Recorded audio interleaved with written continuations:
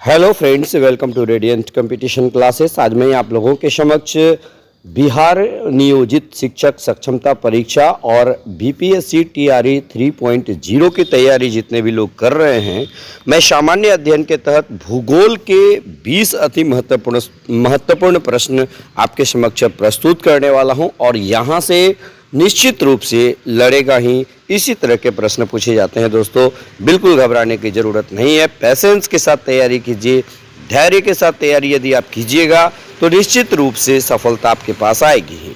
पहला प्रश्न आप देख लीजिएगा, भूगोल से संबंधित है। भारतीय मानक समय एवं ग्रीनविच माध्य समय में कितना अंतर पाया जाता है? तो मैं आपको बता दूं कि इसका सही आंसर क्या होगा। ए 4-4.5 घंटे, बी 5.5 घंटे। इसका राइट आंसर होगा दोस्तों, इसका राइट आंसर हो जाएगा 5.5 घंटे।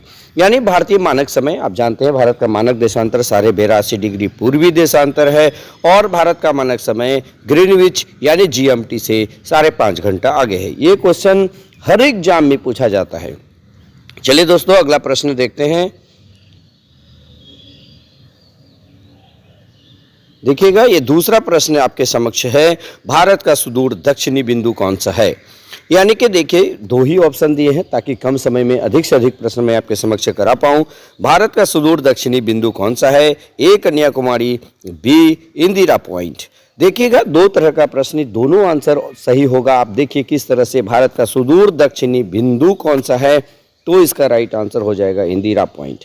लेकिन यदि आपको पूछा जाए भारत की मुख्य भूमि का दक्षिणतम बिंदु कौन सा है, तो राइट आंसर हो जाता कन्याकुमारी। तो दोनों याद रखिएगा, भारत के सुदूर दक्षिणी पॉइंट पूछेगा इंदिरा पॉइंट हो जाएगा। यदि भारत के मुख्य भूमि का दक्षिणतम बिंदु पूछेगा, वो हो जाएगा आपका कन्याकुमारी। और सबसे उत्तरी बिंदु पूछेगा इंदिरा कॉल हो जाएगा। और सबसे पश्चिमी बिंदु पूछा जाएगा गौर माता हो जाएगा। और जबकि सबसे पूर्वी बिंदु पूछा जाएगा तो कीवीथू, ये आपका सही आंसर हो जाएगा दोस्तों। चलिए अगला सवाल हम लोग देख लेते हैं। यानी 3 नंबर का सवाल अब क्या है, इसको हम लोग थोड़ा सा देख लेते हैं। यानी 3 नंबर का सवाल है कि भारत के मुख्य भूमि का दक्षिणतम बिंदु, जैसे मैं पहले ही बताया तो मुख्य भूमि का दक्षिणतम बिंदु के बारे में बात किया है। इसका राइट आंसर हो जाएगा कन्याकुमारी दोस्तों। चलिए उसके बाद देखिएगा चौथा नंबर का सवाल। चौथा नंबर क्या कह रहा है? इंदिरा पॉइंट निम्नलिखित में से कहाँ स्थित है? ए छोटा निकोबार, बी बड़ा निकोबार। इसका राइट आंसर हो जाएगा बी बड़ा निकोबार। यानी इंदिरा पॉइंट ग्रेट निकोबार द्वीप में स्थित है।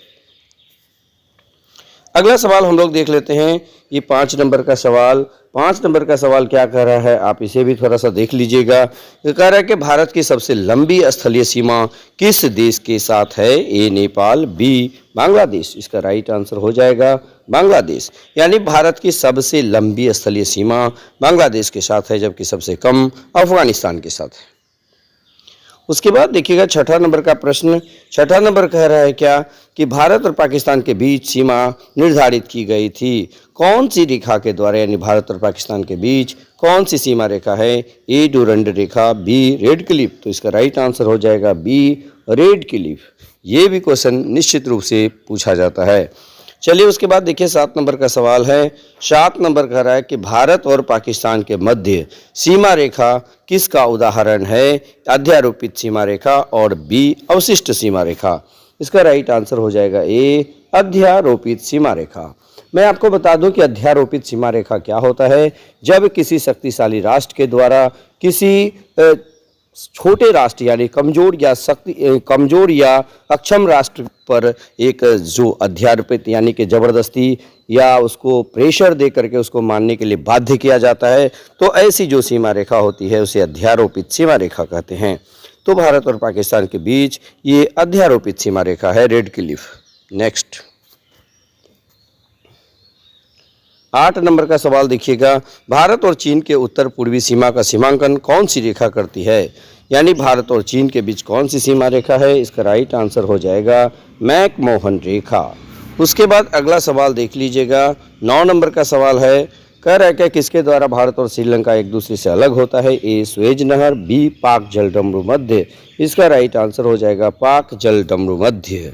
उसके बाद देखिए 10 नंबर का सवाल। 10 नंबर का सवाल कह रहा है क्या भारत के किस राज्य के 3 तरफ अंतर्राष्ट्रीय सीमा रेखा है? ए असम, बी त्रिपुरा। इसका राइट आंसर हो जाएगा बी त्रिपुरा, ये बांग्लादेश से घिरा हुआ है। उसके बाद देखिएगा सिंधु जल समझौता कब हुआ था? ए 1965, बी 1960। इसका राइट आंसर हो जाएगा बी 1960। सिंधु जल समझौता 1960 में हुआ था। उसके बाद देखिएगा सांगपो किस नदी का उपनाम है? ए गंगा, बी ब्रह्मपुत्र। इसका राइट आंसर हो जाएगा बी ब्रह्मपुत्र नदी, यानी ब्रह्मपुत्र नदी का जो है अन्य नाम सांगपो है। चलिए उसके बाद देख लीजिएगा कौन सी नदी भ्रंश घाटी से होकर बहती है? ए महानदी, बी नर्मदा नदी। इसका राइट आंसर हो जाएगा बी नर्मदा नदी, यानी भ्रंश घाटी से होकर बहने वाली नदी का नाम नर्मदा नदी है। भारत में वन्यजीव संरक्षण अधिनियम कब लागू हुआ? ए 1972, बी 1982। इसका राइट आंसर हो जाएगा 1972। उसके बाद देखिएगा 15 नंबर का सवाल। ये देखिएगा भारत में जीवों की कितनी प्रजातियां मिलती है? ए 50,000, बी 89,000। इसका राइट आंसर हो जाएगा बी 89,000। उसके बाद देखिएगा भरतपुर पक्षी विहार कहाँ स्थित है? ए राजस्थान, बी गुजरात। यानी भरतपुर कहाँ है दोस्तों? ये राजस्थान के अंदर है। नेक्स्ट देखिएगा गंडक नदी को नेपाल में किस नाम से जाना जाता है? यानी गंडक नदी को नेपाल में ये त्रिशूल नदी, बी नारायणी नदी। तो इसका राइट आंसर हो जाएगा बी नारायणी नदी कहा जाता है। उसके बाद देखिए बांग्लादेश कब स्वतंत्र हुआ था? ए 17 दिसंबर 1971, बी 17 दिसंबर 1970। इसका राइट आंसर हो जाएगा ए, यानी कि 17 दिसंबर 1971 को बांग्लादेश जो है ये पाकिस्तान से अलग हुआ था। ये पूर्वी पाकिस्तान कहा जाता था बांग्लादेश को पहले, ठीक है। चलिए उसके बाद हम लोग देख लेते हैं भारत के साथ बांग्लादेश की स्थलीय सीमा कितनी लंबी है, यानी सबसे लंबी सीमा रेखा है, लेकिन ये कितनी है? ए 4018, बी 4096। इसका राइट आंसर हो जाएगा बी 4096 किलोमीटर है। यानी भारत के साथ बांग्लादेश की जो सीमा रेखा है ये सबसे लंबी है और ये 4096 किलोमीटर है। उसके बाद देखिएगा आज का अंतिम सवाल ये है ब्रह्मपुत्र नदी को बांग्लादेश में किस नाम से जाना जाता है? ए सुरमा नदी, बी जमुना नदी। इसका राइट आंसर होगा बी जमुना नदी। यानी कि देखिए दोस्तों ये बहुत ही कम समय में 7 से 8 मिनट में आपने 20 सवाल को देखा। मैं आपको गारंटी देता हूं कि यहाँ से सवाल निश्चित रूप से लड़ेगा और सक्षमता परीक्षा कोई विशेष चीज़ें नहीं पूछा जाएगा। आप जो 9th 10th के अगर आपसे टीचर हैं तो आप निश्चित रूप से 9th के हिस्ट्री को और 10th के हिस्ट्री को यदि आप बेहतर ढंग से पढ़ लेते हैं, पॉलिटी के यदि कोई हैं तो पॉलिटी को पढ़ लेते हैं, इकोनॉमिक्स के हैं। आपको मैं बता दूं कि सिर्फ 9th और 10th क्लास में जितने भी कोर्सेस हैं, जितना भी ये सरकारी बुक का मटेरियल है, आप उसको यदि बेहतर ढंग से तैयार कर लीजिएगा तो निश्चित रूप से सक्षमता परीक्षा में आप परचम लहराने वाले हैं। और TRA 3 के बारे में भी मैं बता दूं, क्योंकि मैं ऑलरेडी सारा का सारा फेस किया हुआ हूं, इसलिए आपको मैं बता दे रहा हूं कि इसमें भी कोई खास नहीं पूछा जाता है।